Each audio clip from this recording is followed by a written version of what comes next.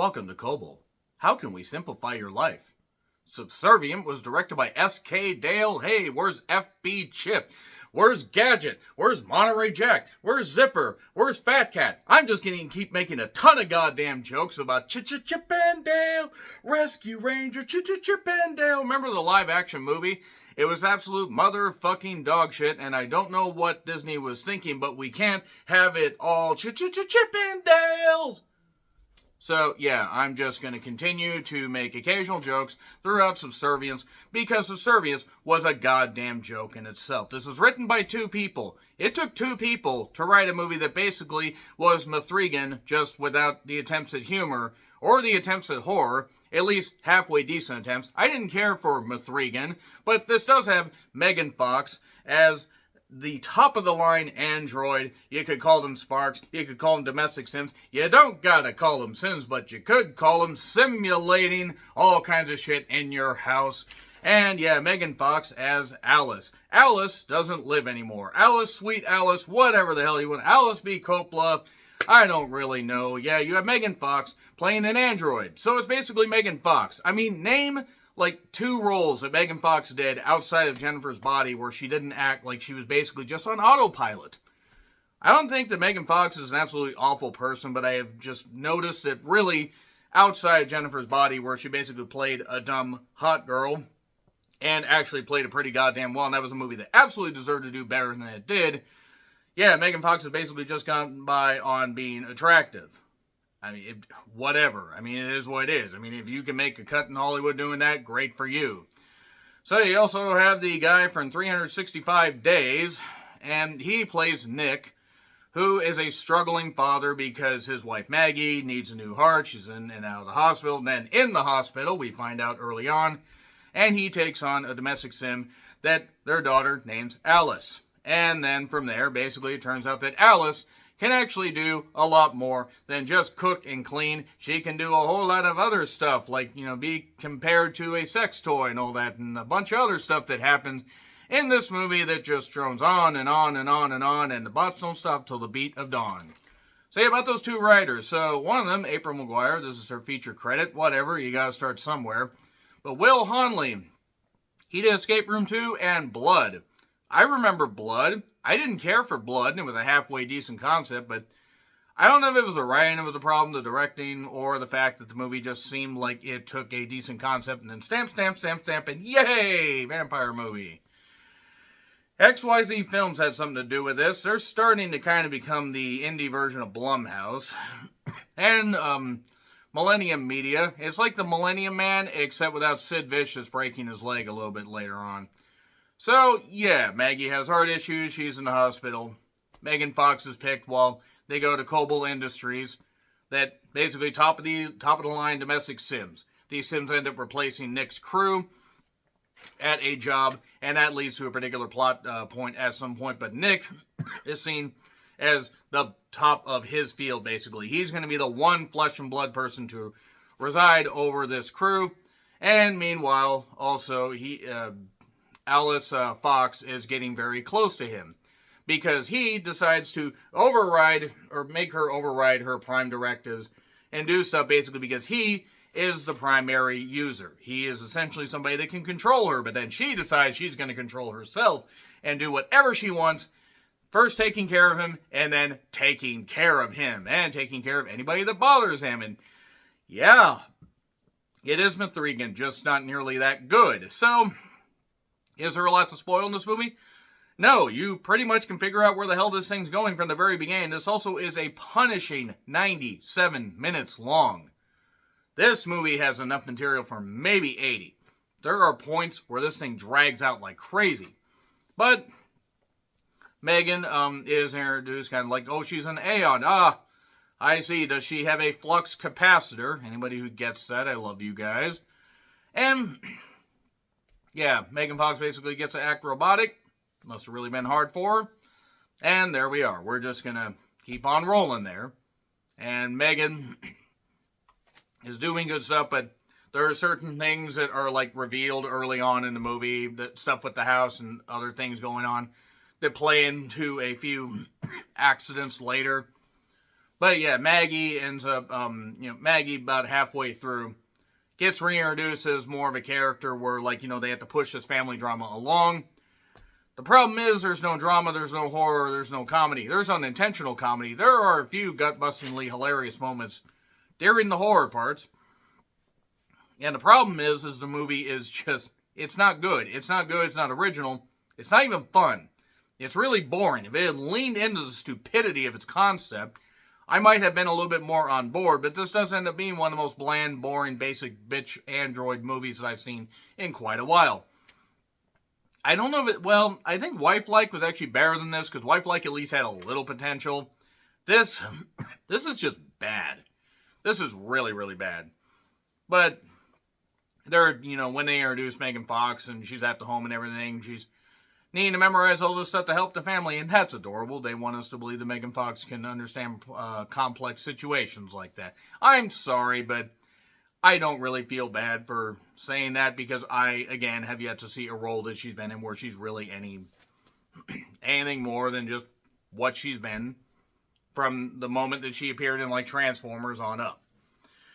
So that being said, by the way, S.K. Dale also did another movie that Megan Fox was in called Till Death. Maybe I'll watch that, because I've actually heard a couple decent things, but they say it's still a movie with Megan Fox in it.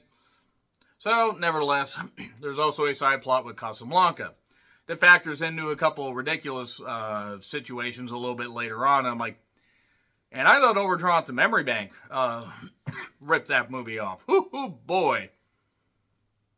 Where's Raul Julia when you need... Oh, Raul Julia's unfortunately been dead for almost 30 years. So, yeah, this movie's paralyzingly dull and not good, and Megan Fox just sleepwalks through it, and the guy from 365 Days doing awkward sex scenes. I have seen 365 Days. I was one movie that's one of a few movies that I actually haven't done a video review of, because I don't think I'm allowed to say the stuff that I think about it without getting fully banned. It is a terrible movie. Terrible exploitation of women and just whatever bullshit they were trying to do. 50 Shades of Bullshit is what I called it. But yeah, that's pretty much it. There's not a lot to it, and we're going to get to the hilarious moments here in a second. I'm going to get into spoilers. It's on Amazon for a few bucks if you want to see it. 3, 2, 1, spoilers. So, yeah, we see a moment after the daughter tries to get get some cookies out of a jar. Alice manages to rescue her. There's also a little infant that's always crying and kind of adding stress. Occasionally, Maggie is visited in the hospital. She's happy that she's going to get a heart, but then a storm stops that particular thing from happening. This is about 25 minutes into the movie. There's also a bit of a part before that, Casablanca, and yes, in her files, Megan Fox understands that. Like to see her spell Casablanca, honestly. But she does end up saying, well, you gotta reset me. She has an Xbox symbol on the back. It's the red Nuva Ring of Death. Actually, it's the only red ring of death a few days a month.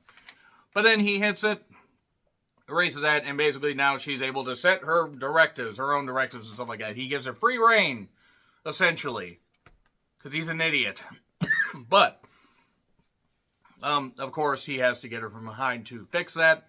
So, nevertheless, she, Alice is doing good with the kids. Dara's worried that the mother might die. Then Maggie's like, okay, I got a heart. Oh, nope, a storm stops it. So she's upset. Naturally, if you're depending on something like that, then you want to get through it. You could just be like ordinary angels and make up shit. Oh boy, that was a worse movie than this. Let me say that much. So, about 30 minutes in, just thereabouts, she basically pretends to be Maggie using her voice to screw his brains out. Like, well, you need to have this stress relief and everything. Now, granted, if Megan Fox hits on you, it would be hard to resist. But, seriously, it's so ridiculous. Maggie is worried that her time might be up soon, except it's not. She gets added to another list, or she gets, at the top of that list, and she basically is able to get another heart. Also, there's this overriding thing about a lasagna recipe that Maggie made really well. Alice tries to replicate. Maybe I could make yours. Oh no, it's a family secret. Then MeganFox.exe is malfunctioning. because she tried to have two thoughts at once. I'm sorry, but I'm not really. Paralyzingly dull. More sexual stuff. It's ridiculous. Then we get a thing where there's this guy Monty, not Monty Brown. We don't have Monty Brown in this. I'm disappointed. I would like to have seen that. Nothing against the guy playing Monty. Technically not the full Monty. We don't have to see that. But basically it's a construction crew, and now these Sims, these Sparks, as Monty calls them, are going to replace the crew. Except Nick. Nick's going to be the one left on board. And then it's actually kind of funny that after Maggie gets home, we get some ridiculous stuff like of some shower sex, because that's great to do once you have a new heart. Like, well, maybe you want to test it, maybe you want to, nope. let's just do a little bit of the cunnilingus, and let's do more of the shower sex, and it's fine. She's fine. Oh yes, and there was a bit of an earlier scene where Monty actually killed one of the Sparks that was on the goddamn thing, on the site, trying to build this stuff. And now he's going to be charged, he's going to be taken away, and his wife left him. Also because it turns out he has a spark, despite hating him. He's a self-loathing schizophrenic. I don't think that's how that works. But the funniest part of it is after Megan Fox clearly gets jealous, she ends up still protecting Nick by stopping Monty from using a beer bottle, breaks it in his hand, but then he's all upset. He basically tells Nick he got, try to get your boss guy to drop the charges, because otherwise he's going to go to jail. Even though his wife left him, and even though he's got a spark at home, whatever, it is what it is. But then Megan Alice Fox shows up at his house, ends up killing him hilariously, and shooting his spark in the head. I made it sound a lot more interesting than it actually played out. So she's kind of snide to Maggie. Your heart means that you can't satisfy your husband. Maybe I could. It's Hey Jealousy by the Spin Doctors, or is it the Gin Blossoms? I'm trying to remember. So, at one point, basically, something is compared. Maggie finds out about, how he fucked the bot. He's like, well, you're getting upset at this. It'd be like me getting upset at your vibrator. He just compared an AI bot to a vibrator. Yeah, so that's pretty much the level of writing we've got here. And then the baby continues to cry. So a little bit earlier, Maggie has said, you need to protect my husband. This was before she found out about the second heart. Sometimes you have to do stuff that you don't want to do, even if it's hard. So the idea is Megan Fox decides, yeah, I'm going to drown the baby in the bathwater. I mean, I hate children, but there are easier ways to go. I mean, this is an Andrea Yates thing, apparently. So moving on from that, that's tasteless. They end up attacking, or trying to stop Megan Alice Fox, and this is so hilarious because he rams a lamp that somehow breaks down the door, while Maggie, with the new heart, is getting out in the snow on the roof and gets through there, but then immediately gets pinned to the wall. Then he kind of gets the lamp nearer, they plug it in, and they shock her, so she's done. She's absolutely done. So we got about 20 minutes left. 25 minutes left. So she's taken away. 2 texts check on her. 2 texts just like in Megan. 2 texts that end up getting, they're just desserts essentially. And now they're checking her brain, they're checking all her stuff, and now she's hacked into the servers. Then they pull the plug on the computer before she can upload into the mainframe thing that apparently she can do now. It's fine. So now she's gotten into more of them. She's gotten into a new bot model. And then quotes Casablanca, of all the bars, of all the Nick, you need my help. Oh, you can suddenly change and get into emotions, or have emotions, and great, but I have a family. God, this is shit. So, yeah, basically at this point, he's drinking at the bar because his wife doesn't want to see him. The baby's in the hospital, along with Maggie and the daughter. I know that these kids have names. I just don't give a shit. It's nothing against the actors, except the little infant, that little shit. That being said, she basically hacks the hospital now. She can hack the hospital mainframe, do all this stuff, wander around, kills an orderly, and and tries to basically destroy the family. Tries to get Maggie and the kids. But then they get outside. They're about to get into an ambulance to drive away. All the bots are frozen, by the way, because the computer got unplugged. So she's the only one that's fine. And then suddenly she's beating up Maggie. And then Nick is racing his Mustang from the 70s, or the 60s or the 70s, late 60s. Rams into Alice, rams into a vehicle, and she's dead. She's totally dead. But then she pounces on Maggie. Then Nick wakes up. Hits her once in the head, tries to hit her again. She stops him, and then she takes the barb, Maggie does, and stabs her in the eye. And that's enough. She kills off the not Megan Alice Fox model. And that's it. MeganFox.exe is dead. Until the police officers and investigating this whole thing, Lewis, I think was his name, hey, let's plug in this computer. And then all the bots shut down. And then Megan Fox awakens.